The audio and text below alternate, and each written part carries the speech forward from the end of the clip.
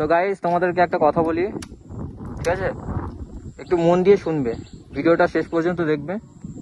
কিছু বাইক নিয়ে কথা বলবো, ইয়ামাহা, তারপরে যে কেটিএম আছে, বাজাজ পালসার, এনএস, আরএস, তারপর রয়্যাল এনফিল্ড। যার যেমন পছন্দ ভাই সে কিন্তু সেই বাইকই নেবে।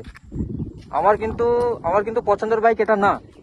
আমার বাইক পছন্দ ছিল R15 ভার্সন 4 হোয়াইট কালারটা, ঠিক আছে?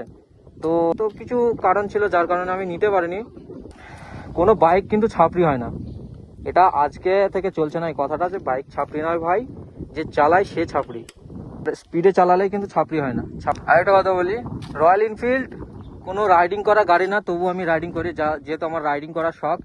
গ্রুপের মধ্যে অনেকেই হয়তো বাইক দেখেছো, MT-15, পালসার আরএসটা নেই, পালসার এনএস, MT-15 এগুলো আছে, তারপরে টিভিএস রনিন।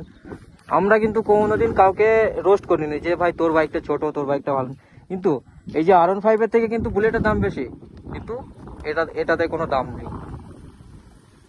মানে এটা সব থেকে নিচে 350 সিসি, 350 সিসি 120 ওঠে।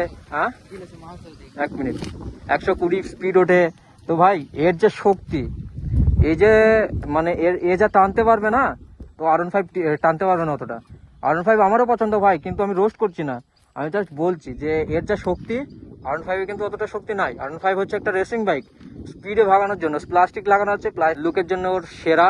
যাই হোক, ভালো লাগে, আমার অনেকটাই ভালো লাগে, পছন্দের বাইক R15। আর MT-টাও মোটামুটি ভালো, দুটোই একই আমার মতে যা বলে ভাই। তো কোনো রাইডারকে বা কোনো কাউকে সেরকম খারাপভাবে গালি দেবে না।